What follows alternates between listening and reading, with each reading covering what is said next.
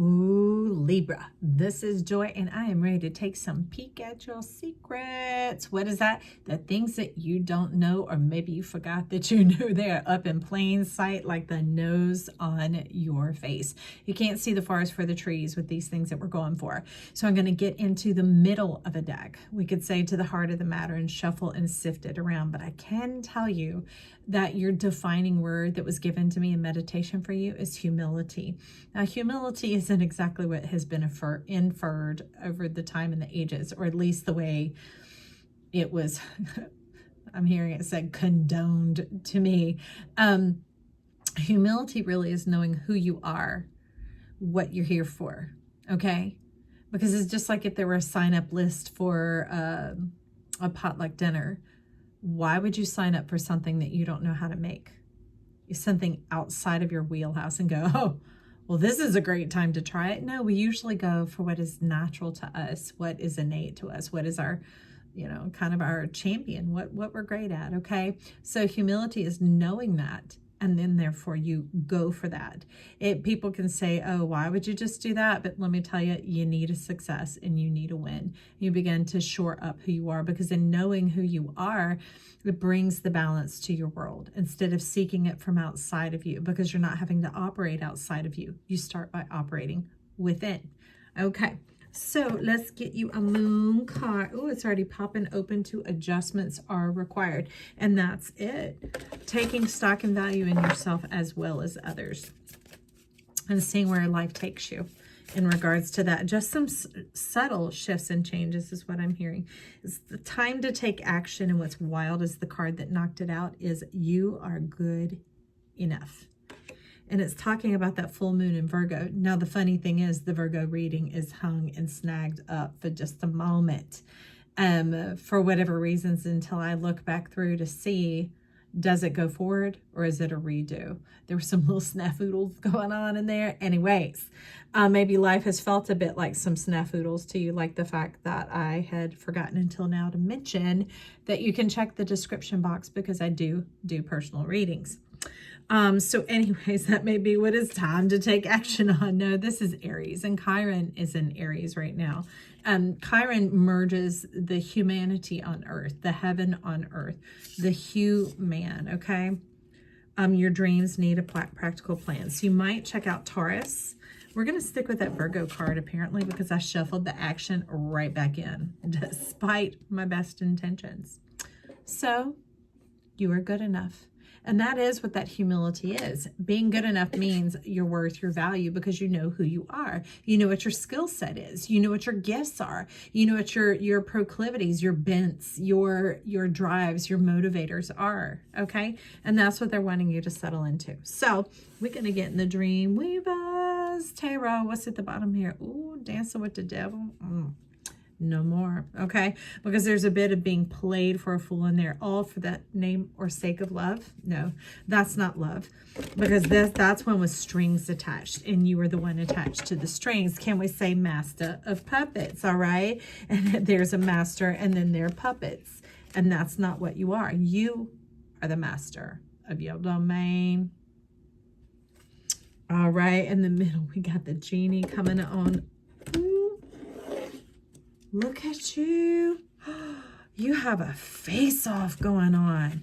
Ooh, somebody is confronting their sun. And we're talking about the sun that shines up in the sky. I don't know if you're confronting your S-O-N or not, but I know you're confronting the S-U-N. You facing yourself. Okay, so you're rising up all this eclipse energy, and not what just happened, but what has been happening since about May. It has been a giant lens opening, eye opening, shutter opening to see the bigger picture of like how we couldn't even conceive that things were happening. That's what you're wanting to talk about here. Okay, so open your eyes, Libra, and let's see the truth. All right, so we have reached our stopping point. Ooh, you fine like wine. Look at that 9 of Pentacles. You stand out amongst the crowd, okay? And that's nothing to be ashamed of. That is humble, to know not just what size you are, what shape you are, and I'm not talking about bodies, people, I'm talking about energy. Take a full estimation of who you are. Don't downplay it or don't lift it up. That's why it was talking about that great balance coming on in and knowing that you are good enough, meaning there's no shifting or adjusting or changing that you do, no zhuzhing or fluffing on who you are. Inside yourself is needing you to stick to a clear definition, like creating your own dictionary of you, your own awareness of you. So you popped out there. I got one more here and I got one more there, but you keep showing me a couple of extras, so I might do it for you. I'm seeing the background with the sorcerer going on here, which is very much Capricorn energy. You feel like there are powers working against you. I'm saying switch that off. Switch that off. It's playing your halves against each other like devil's advocate or angel and devil on the shoulder of weighing what you believe to be right or wrong. They're talking about go back to the beginning. This, it's interesting. This is showing up as a moon card. Like this is that crustacean coming up out from the sea. And it's saying these modern definitions, these polarities have gotten in the way from you seeing your truth. That's what this devil's advocate, this devil's mindset is. So it's not about what people say is right or wrong. And then if you have a strong Uranus, you go flipping out. You get what I mean? Or if somebody else around you goes flipping out, that you then think that impacts you.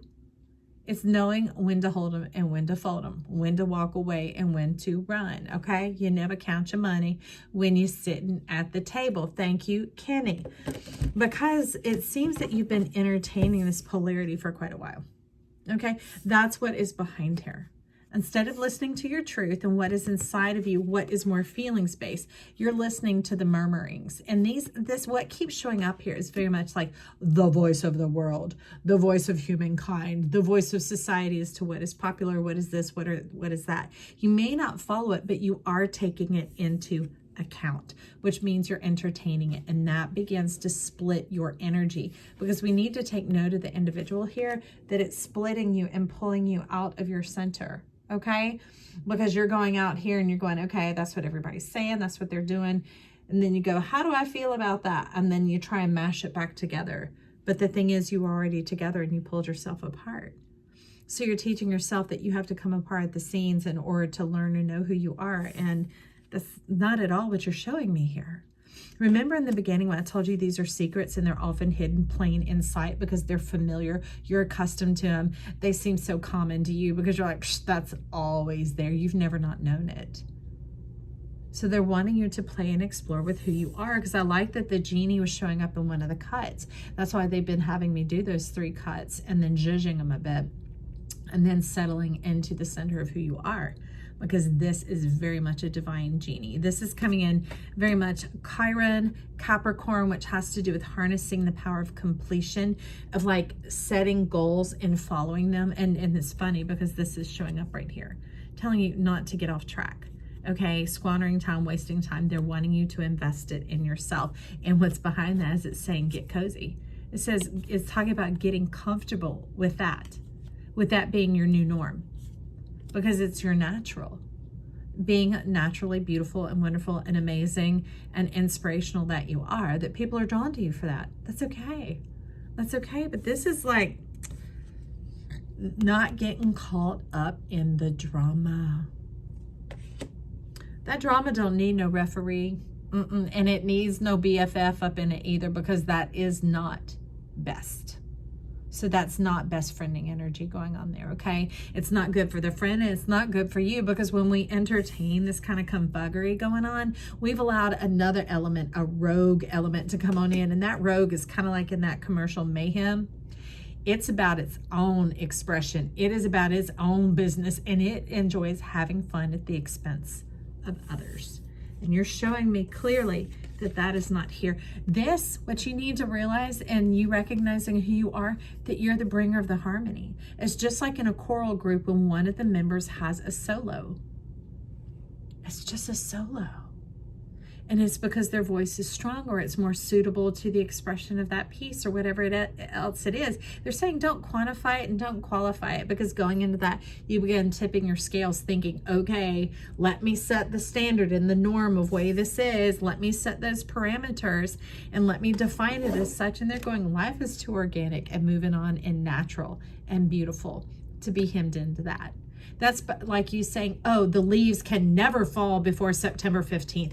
That's when they fall. And they're like, you know, I hear somebody, the whole expression, who died and made you God? It's kind of like that. And you're like, it's bored and depressing. Look at it. But look at this. Things are looking up if you would simply look up. The beautiful promises, the rainbow, the sun breaking on the horizon, no more moon-mindedness, basing it on what you've experienced. Because it's very clear that you need a new experience. That's why the full moon is in Virgo, the Virgin. Squeegee it off. Run those windshield wipers. Squirt it some. Clear it some. Because you're needing to clear your mind. Fresh new start. And they're not talking about, oh, do right, do good. No, because he's sitting here like, scratch that. I love how you're have all these personalities and attitudes and voices. You must have a cacophony of friends up around your head. He's going, caw. I don't know what all you've been listening to, but now you're stepping forward saying, listen up.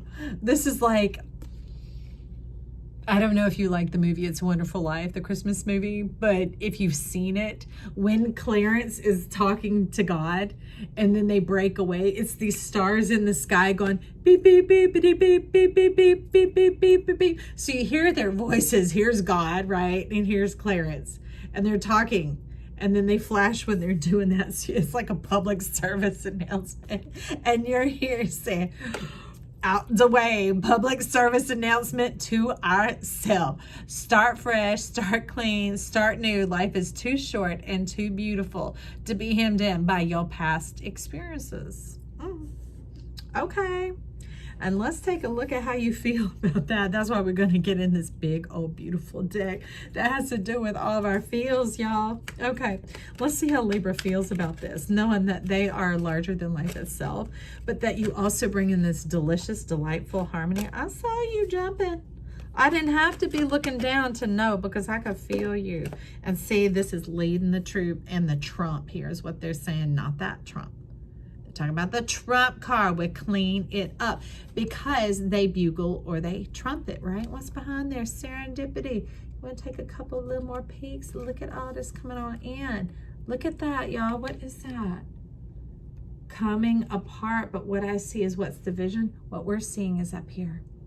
What we're seeing up here is this enlightenment. This, it's not quite an aha moment yet. It's still more in the mulling it over and the that type of thing. But let's take a look at what did pop.